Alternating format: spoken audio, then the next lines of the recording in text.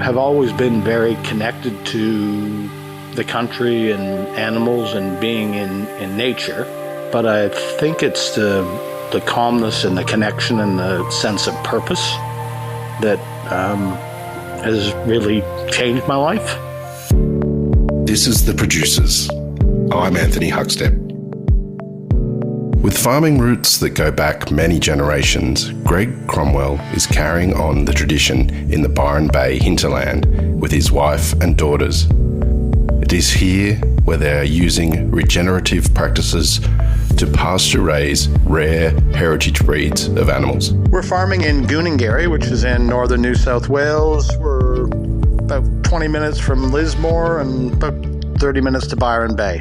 The region, I mean, when you look back historically with the farming that was going on here 100 years ago, it was a perfect place for dairy cattle, and before that it was a perfect place for subtropical rainforest, which, hewers of wood, drawers of water came in and took a lot of the wood out and cleared some paddocks, and with the rainfall and no frost in most areas, perfect for growing grass and for dairy cattle, which was the strength of this area from a farming point of view. We started out very small. Originally, we had the basics. We'd done chooks before, and we then sort of branched out and decided we wanted to get a few cows, and we started out as 3-girl Dexter stud. I did a bit of research on cattle and things that would be suitable for us starting off. We had 3 young daughters at the time, and I guess the start was when we bought our first cows. We got 3 Dexter cattle from out the other side of Toowoomba, and 3-girl Dexter stud was born, and we started to show our cows, and then branched out and borrowed a bull, and then ended up getting our own bull, and over 15 years later, I guess it'd be approximately, we're running a herd of about 30 Dexters now. A 7th generation farmer, Greg grew up with the rich experiences of the family farm in Canada. Probably my earliest food memory that sticks with me was my grandfather.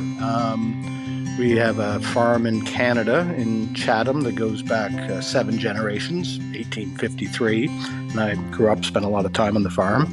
And I remember my grandpa taking him to a little garden he had beside the barn, and pulling up some radishes and tomatoes, and then tasting those.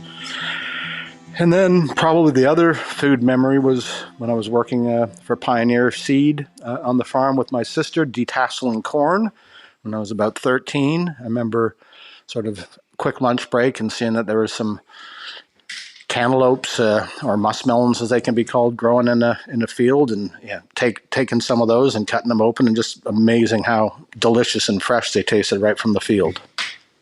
I mean, I was sort of part of it through my grandpa and the farm and that area there, spending time there as a young person, and neighbor kids were farmers and helped them in the paddocks picking tomatoes and cucumbers, and I always just remember going to local farms and getting fresh sweet corn, and that was probably the early memories.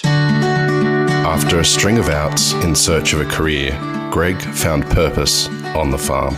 I had a history of getting fired a bit. I got fired from the first brewery I worked at after helping them take them public. And then as I walked out the door, I went, I think I'm going to start another brewery, which I ended up doing, and 2 other guys that got fired from the same brewery, and that was 3 fired guys and steam whistle, and that went well, and I kind of got semi-retrenched when I was working in advertising, and just decided to take a year off, and we moved up to our cabin, and I had two very young girls at that point in time, and just started living in 100 acres off the grid, and got ourselves some chooks, and that was kind of, I guess, the start of moving into farming. We very close to a family where we have our cabin, and they've got a farm with cattle and hay and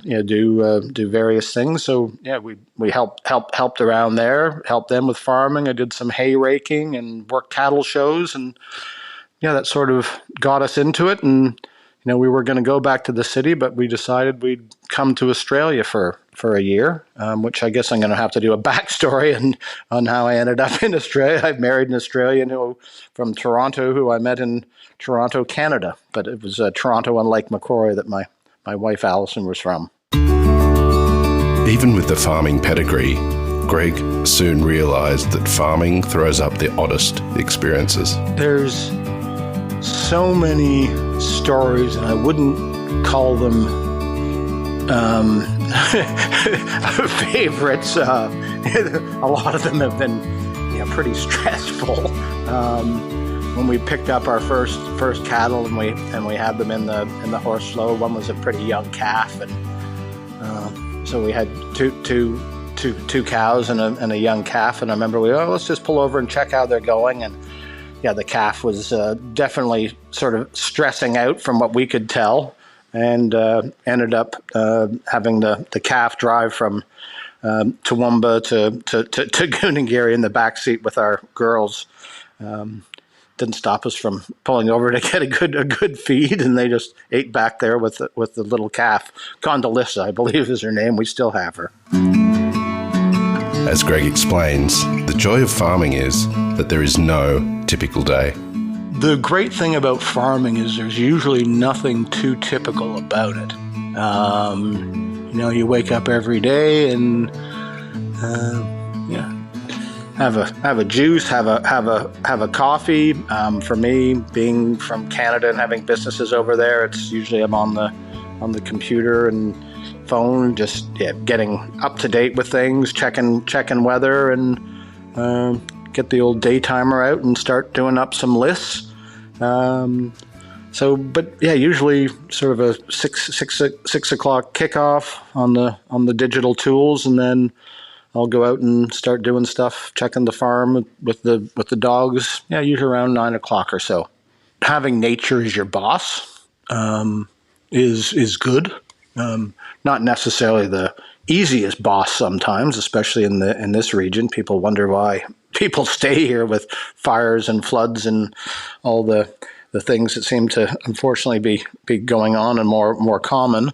I guess it's just the challenge and the connection of it, being connected to the food and to your land, and and being able to, there's just so much noise in our digital connected world now. It's just nice to be able to pretty much unplug and do stuff that my great-grandparents would have been doing. Farming is one thing, but the challenge of finding a market has proved the most challenging.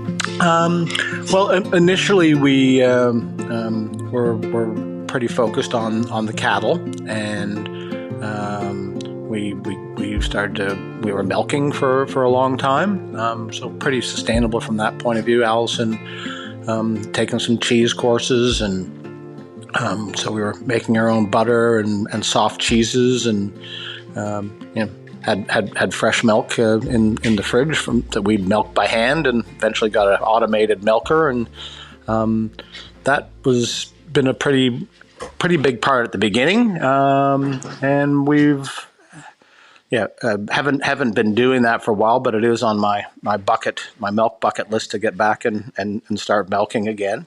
But I think stuff that we actually bring in money for. Money goes out pretty fast, but what we are bringing some money in for, it's not the easiest thing to actually sell things. It's easy to go, I'm going to have a farm and grow things and have animals, but actually figuring out how to bring in the bacon.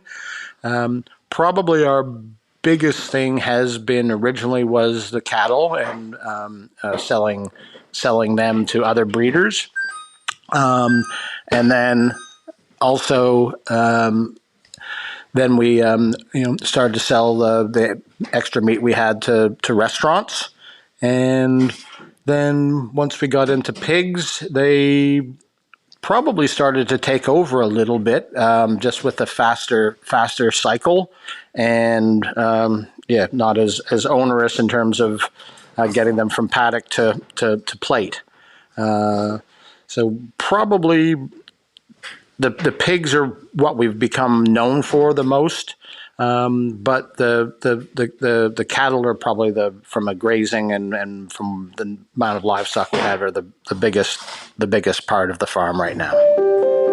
Greg believes farming heritage breeds offers the opportunity to raise fascinating animals that also deliver a unique eating experience. I've got a bit of a marketing sales background, so really we started selling the product before we even started raising them. It's very easy to raise and grow out animals and to grow produce, but actually to find someone who will buy it and pay a reasonable price for it. So we've gone, very niche with the heritage breeds. We weren't going to start off with trying to compete with other Angus breeders or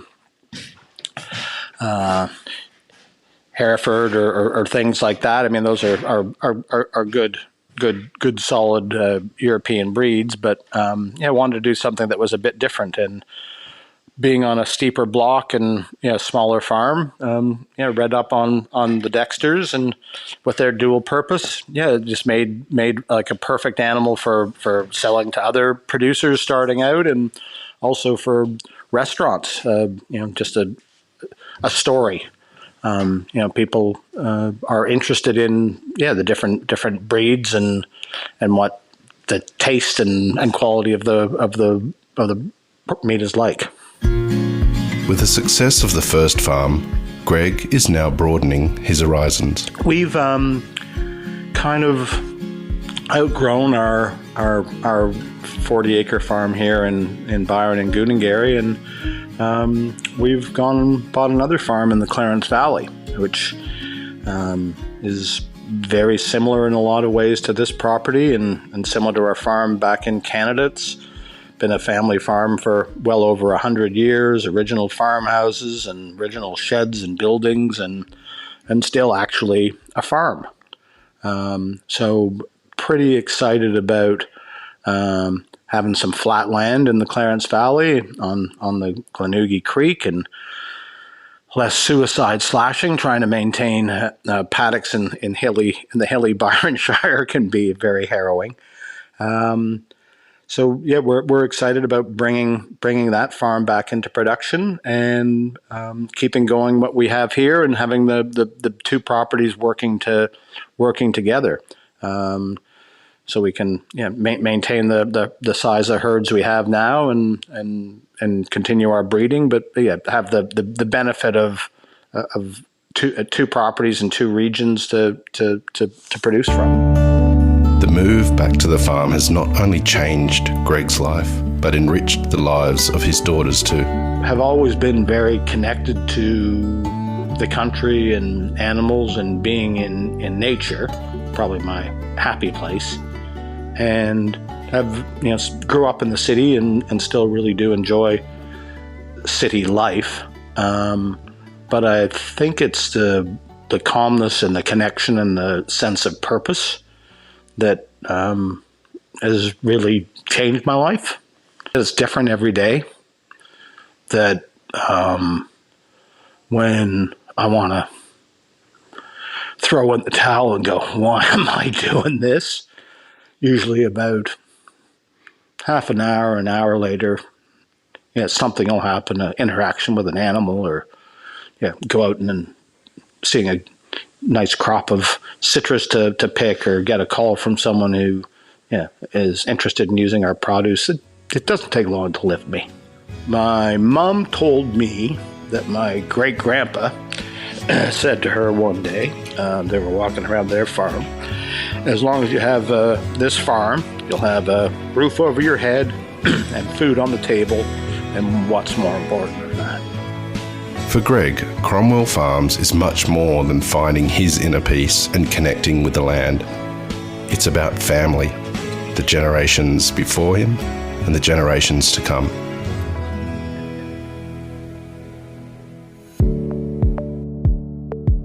This is The Producers, a Deep in the Weeds production. I'm Anthony Huckstep. Stay tuned as we share the stories of producers, farmers, makers, and growers, the true lifeblood of the food industry. Follow us on Instagram at Producers Podcast or email us at producerspodcast@deepintheweeds.com.au.